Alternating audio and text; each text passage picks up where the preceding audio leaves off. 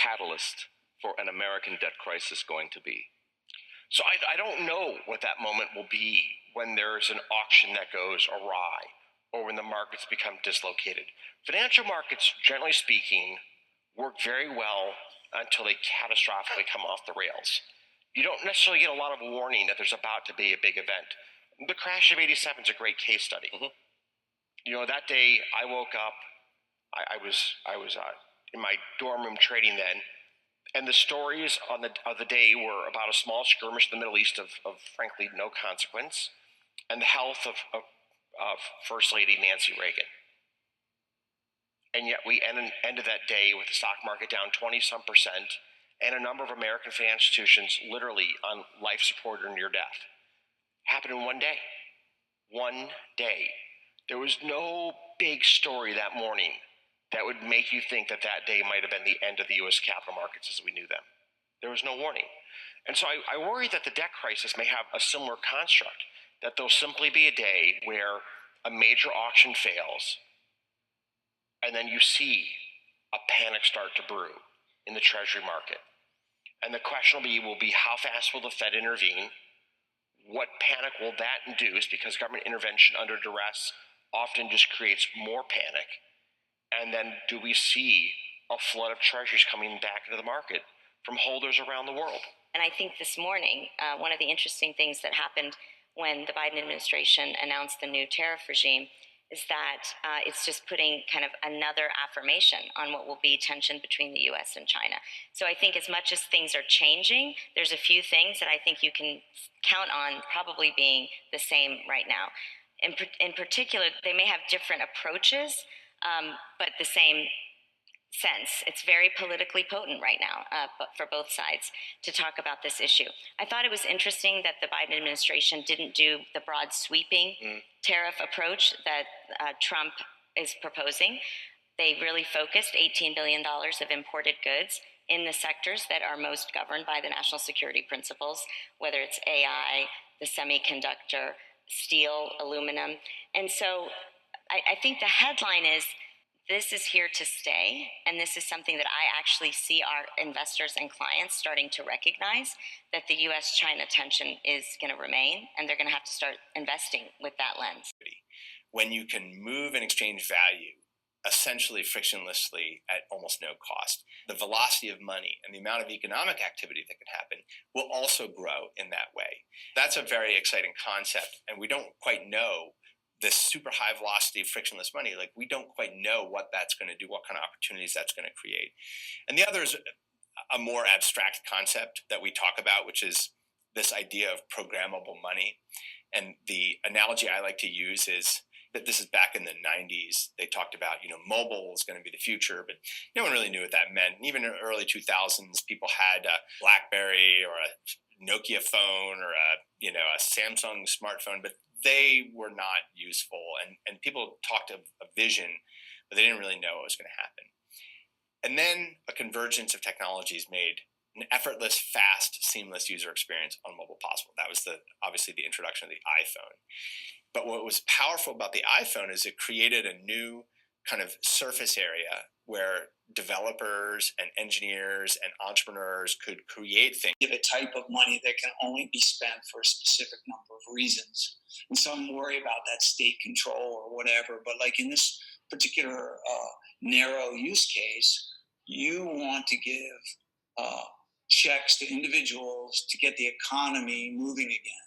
Yeah. So if you think of programmable money that expires if you don't spend it. Uber, Bitcoin, self-driving cars. Combine those three together and you have the self-owning taxi. A car that is a corporation that owns itself, pays for the car lease, the car insurance, and the gasoline from the revenues it makes, giving passengers a ride, and there's not a single human involved in that matter. Tricky demographics. These countries will rapidly develop robotics and AI and technology. And if the promise, I didn't say it's going to happen, but if the promise of all that transforms productivity. Welcome to the Crypto Teacher. And you know I come back with that video just to make you think. Don't forget to like and subscribe to the channel. And make sure you join the Patrons. If you're not a part of the Patrons, make sure you're hitting the Cash App. And make sure you go like and follow the TikTok. New videos will be out. And these Qatar videos were from earlier in the year, but we're going to start seeing this play out. Because we're definitely going to have a collapse in the Treasury market. We see no one wants this long-term paper. And as the Fed start lowering rates, no one's going to want the short-term paper when they can go to the emerging markets and get the same yield. And then on top of it, get cheap equities. And remember, this is a plan. It moves in phases. We have trillions of dollars sitting in money market accounts, and as the Fed keeps lowering rates, those trillions of dollars have to find another place. And it won't be in the United States. It's going to be in the emerging markets. And remember, the Crypto Teacher told you. And the two sides have already been created. United States versus China, but you actually get the narrative on television to go invest in China. And remember earlier, they kept telling us, stay away, stay away. But we know our big corporations and big banks have their hands all in China. It's nothing but the Hegelian dialectic. The BRICS nations are about to rise, and you're seeing the fall of America to Babylon along with the United States world reserve currency. The dollar is not going anywhere because as we see, they're trying to hurry up and tokenize these treasuries, and then plus getting stable coins. That USDC, they're getting it circulated, and we know Tether is going to fall in the hands of the Fed. And like Jeremy O'Leary stated, these stable coins are going to be programmable. With these smart contracts, they can tell you what, when, and how to buy, and you have 3 to 6 months to spend it or poof, it's gone. And remember, it's all on blockchain. So that's going to give the NWO the all-seeing eye. So they'll know you better than you know yourself. And remember, the Crypto Teacher told you. Because he knows. When it comes to the NWO, it's all planned out. You have a wonderful day. Going to a different economy. And we're going to be learning more about that as we go. But clearly, we're learning that things can be done from remote locations. We're learning that technology can replace people even more than we thought. We're not going back to the same economy. We're recovering, but to a different economy, and it'll be one that is more leveraged to technology. And I worry that that is going to make it even more difficult than it was for many workers. In Silicon Valley, and my friends who work in technology know that what we did to the manufacturing workers, we are now going to do to the retail workers, the call center workers, the fast food workers, the truck drivers, and then even bookkeepers, accountants, insurance agents, lawyers, and on through the economy. So what happened to the manufacturing workers is a very clear sign. And so we'll import Chinese-based CBDC technology. So it's going to be CBDC in a box provided to you by the People's Bank of China. But every stock, every bond, every currency, every commodity, every piece of art, every private business, every piece of real estate will eventually be a token on a blockchain, an entry on a ledger, permanent and immutable. We will have truth instead of trust, and we will save over $7 trillion a year. 6 to 8% of global GDP is wasted by the friction of the trust industry that's necessary when you have dual entry accounting. With triple entry accounting, which is what a blockchain is, we get rid of all of that friction. It's a beautiful future. Like what you see in China and their social credit scoring systems, right? If we get identity wrong, it could be a tool to enslave humanity. And if we get it right, it could be a tool to liberate humanity. And as an American, I'm obviously rooting for the one that's on the side of freedom. Bitcoin is an international asset. And also, I do believe the role of crypto is it's digitizing gold. I actually believe this technology is going to be very important. Look at it. We have been part of a huge revolution in investing through ETFs. We believe that ETFs will be changing the whole way we invest. Many people still use it as a means, well, people are investing it for indexing. No, the majority of people who are putting money in in ETFs are active investors that are buying exposure. The entire bond market is being transformed as we talk right now. I believe the next generation for markets, the next generation for securities will be tokenization of securities. We will, and if we could have that distributed ledger that we know every beneficial owner, every beneficial seller, we all have our code of who's buying, who's selling, instantaneous settlement.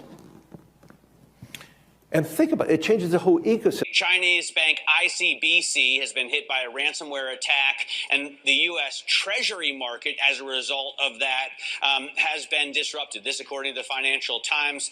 We're getting it more right now with Bloomberg's Shonali Bassick. Shonali, what do we know?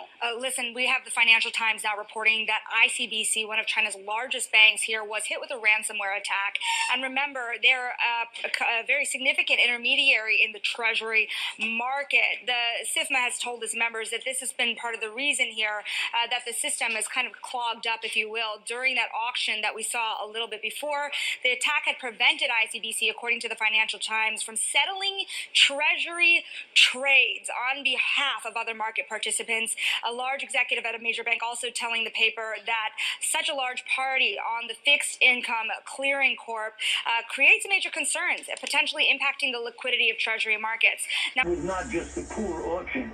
It was absolutely lousy, and you know, when the dealers have to step in to save a treasury auction, that's a rare occurrence. And Cryptoteacher and the new World Order book, plus the 3 kids books. It's time to re-educate. Also, new to cryptos, Coinbase, Bitrue, Binance.